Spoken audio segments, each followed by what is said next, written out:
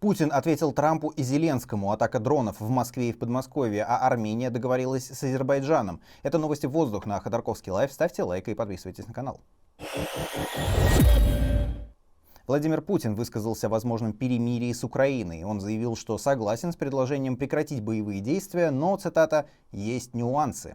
По его словам, российская армия наступает по всем участкам, и Кремль будет договариваться о следующих шагах, исходя из того, цитата, «как будет складываться ситуация на земле». Мы согласны с предложениями прекратить боевые действия, но исходим из того, что это прекращение должно быть таким, которое привело бы к долгосрочному миру и устранило бы первоначальные причины этого кризиса.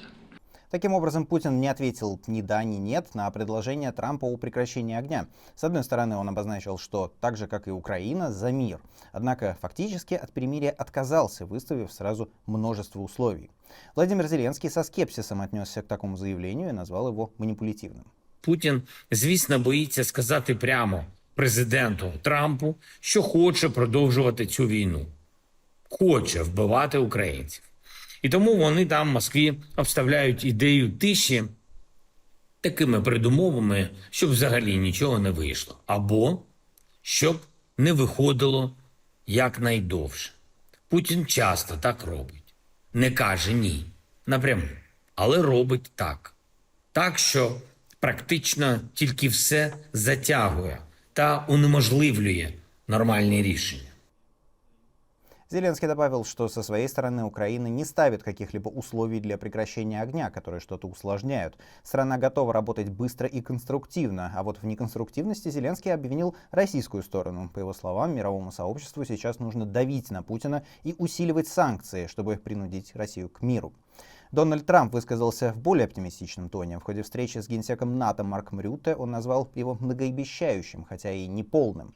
Также Трамп заявил, что с удовольствием лично встретился или поговорил бы с Путиным.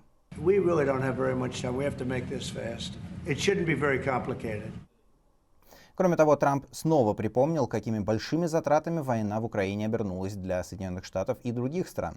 А также отметил, что Киев уже согласился на 30-дневное прекращение огня, и того же американский президент ожидает от Путина. Впрочем, в случае чего Трамп готов прибегнуть к неким рычагам давления, правда, не уточнил, каким именно. I do have leverage, but I don't want to talk about leverage now, because right now we're talking to him, and based on the statements he made today, they were pretty positive. If President Putin agrees and does a ceasefire, I think we're going to be in very good shape to get it done. We want to get it over with. Журналистам издания «Европейская правда» тем временем удалось выяснить, какие красные линии украинская делегация перечислила американской на встрече в Джиде 11 марта. Издание ссылается на источник, близкий к переговорам. Также о красных линиях пишет РБК Украины со ссылкой на неназванного украинского дипломата. Итак, Украина не согласна ограничить численность ВСУ и не готова отказаться претендовать на членство в НАТО и Евросоюзе. Кроме того, Россия не должна иметь права вето на участие Украины в Трансатлантическом альянсе. BBC также со ссылкой на украинского дипломата пишет, что также обсуждался вопрос территориальной целостности, но не вопрос территориальных уступок. Источник издания отметил, что Киев не может вернуть свои территории военным путем, но и признавать их российскими не собирается, а будет пытаться вернуть их с помощью дипломатии. И чем активно ведутся разговоры о возможном перемирии, тем активнее становятся и представители промышленности. Агентство Bloomberg со ссылкой на европейских и российских чиновников пишет, что США изучают возможность сотрудничества с «Газпромом» по глобальным проектам. Сообщается, что представители Москвы и Вашингтона уже даже установили предварительные контакты. Впрочем, кто конкретно их налаживает и участвует ли в этом команда Трампа, неизвестно. Два источника агентства сообщили, что «Газпром» со своей стороны рассчитывает на содействие Соединенных Штатов в возобновлении работы газопровода «Северный поток». Bloomberg отмечает, что если эта информация подтвердится, это будет настоящий поворот на 180 градусов для Трампа, который ранее критиковал Европу за зависимость от российского газа. У самого же «Газпрома» дела сейчас идут неважно, так что сотрудничество с США было бы весьма кстати. Как пишет агентство Рейтер, из-за убытков компания готовит массовые увольнения и распродажу недвижимости. Штат экспортного подразделения уже сокращен, а его здание готовится выставить на продажу. Кроме того, уже уволены 40% сотрудников штаб-квартиры «Газпрома» в питерском Лахта-центре. Главная причина таких радикальных мер – необходимость сократить траты из-за падения экспорта более чем на 90%.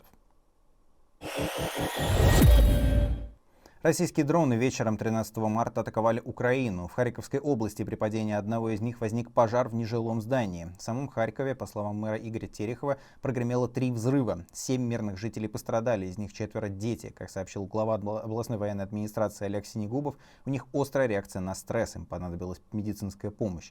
2 удара были нанесены по больнице в городе Золочев. Пострадала сотрудница бригады скорой помощи. Это также информация Олега Синегубова. Также накануне вечером в Константиновке, Донецкой области, спасатели достали из-под завалов 9-этажки женщину, которая провела там почти 20 часов после авиаудара российской армии. В свою очередь ВСУ ударили по Краснодарскому краю. В результате атаки дронов загорелась нефтебаза в Туапсе.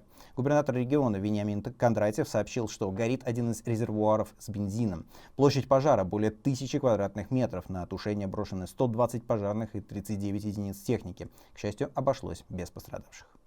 Атакована была также Москва. Мэр Сергей Собянин сообщил, что была отражена атака 4 дронов. В коттеджном поселке Росинтер-2 в Новой Москве один из беспилотников залетел в частный дом, а также повредил 3 машины и квадроцикл, припаркованные на участке.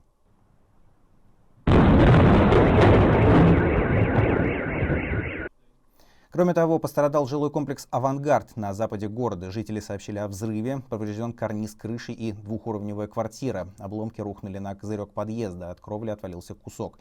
Телеграм-канал «Шот» пишет, что хозяин квартиры не пострадал и самостоятельно эвакуировался. В Подмосковье также сообщается о взрывах. Такая информация поступает из Одинцова, Щелково и Видного. А в Балашихе в районе 7 утра по местному времени прозвучал взрыв в небе. После этого над городом поднялся столб дыма, а местные жители публикуют в соцсетях видео, на котором снят предмет, похожий на ракету, ПВО или часть беспилотника. Убийство в центре Москвы. Мужчина во время ссоры убил человека в гостинице на улице Дубининская. В пресс-службе столичной прокуратуры сообщили, что убийца нанес мужчине 56-го года рождения несколько ударов ножом. От полученных травм тот скончался на месте. Нападавшему удалось скрыться. Других подробностей происшествия пока нет. Полиция разыскивает убийцу.